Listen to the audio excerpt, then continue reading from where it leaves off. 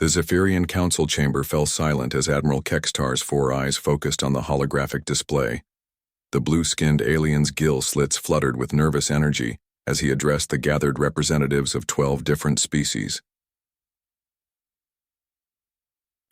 Humans have broken through our defensive perimeter at Kepler 442, he announced, his voice carrying the weight of impending doom.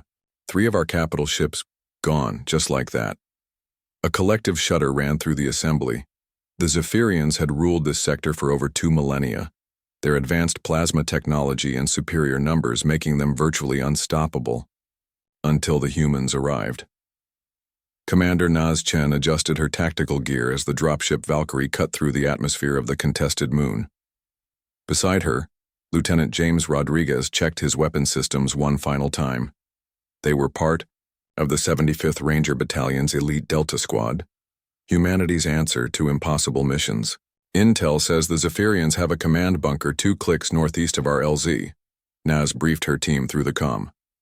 Standard alien construction, thick energy shields, automated defenses, the works. They think it's impregnable.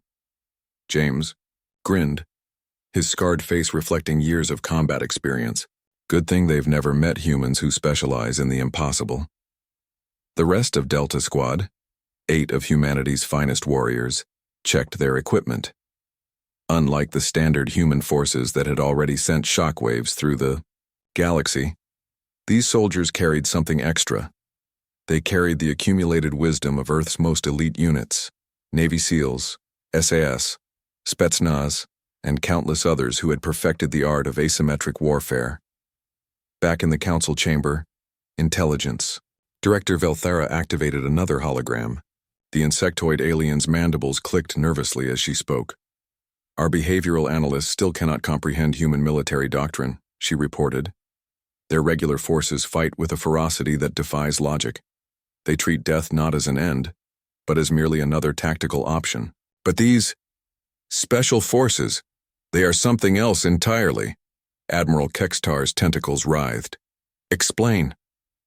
Where other species would send 1,000 soldiers, humans send 10. Where we would use orbital bombardment, they infiltrate. They turn our strengths into weaknesses and somehow make victory from defeat.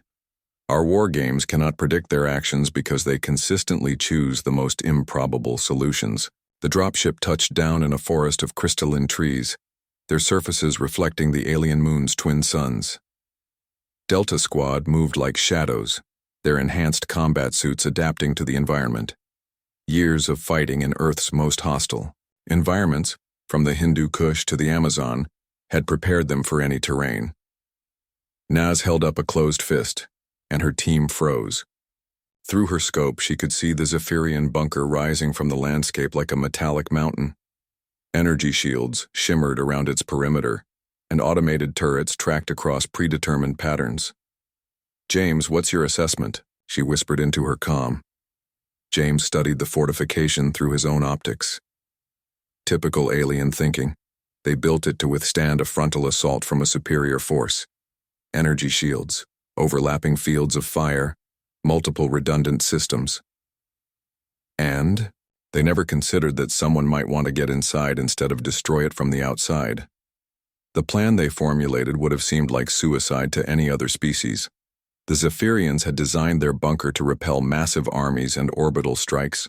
They had not, however, considered 8 humans with climbing gear, demolition charges, and an intimate understanding of architectural weak points. While the galaxy's military strategists planned massive fleet engagements and calculated acceptable loss ratios, humans had spent millennia perfecting the art of making the impossible merely improbable. Inside the bunker, Commander Thexui received reports from his subordinates. The human fleet was still 3 hours away, plenty of time to coordinate the defense of the system. His species had evolved from aquatic predators, and their tactical thinking reflected that heritage. Patient, methodical, overwhelming force, applied at the perfect moment. He never heard Delta Squad cut through the bunker's ventilation system. The first indication of trouble came when the lights went out.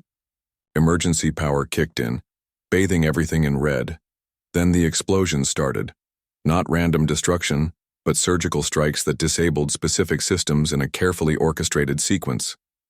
"Sir," one of his technicians called out, "we've lost communications with the orbital platforms.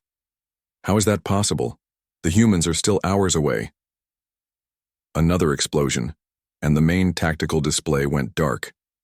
In the resulting chaos, 8 figures dropped from the ceiling vents like avenging angels. Their movements were fluid, economical, and devastatingly effective. NASA's team had studied the bunker's blueprints for exactly 17 minutes during their insertion flight. That was enough. Human special forces didn't just train for combat.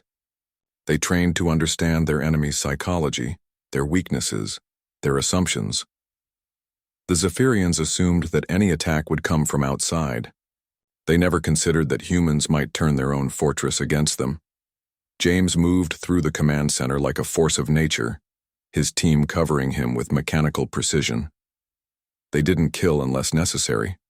Instead, they captured, controlled, and commandeered. Within 8 minutes, Delta Squad had effective control of the most secure military installation in the system. When Admiral Kextar's fleet arrived to defend the moon, they found their own defensive platforms targeting their ships.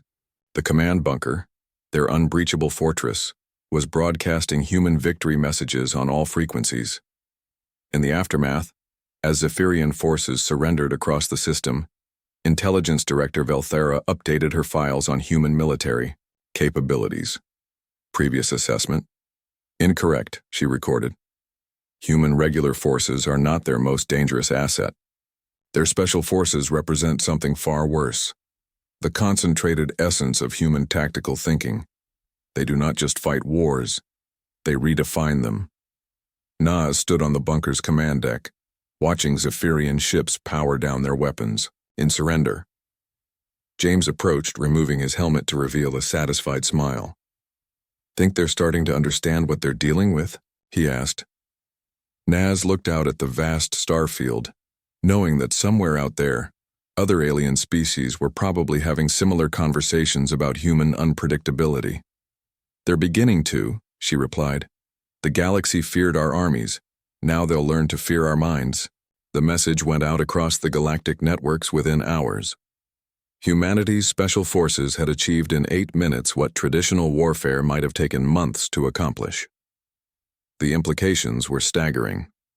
Other species calculated. Humans improvised. Other species followed doctrine. Humans wrote new doctrine with every mission, and their special forces. They represented the absolute pinnacle of humanity's greatest strength, the ability to make impossible victory seem routine. The galaxy had learned to fear human tenacity. Now it would learn to fear human ingenuity.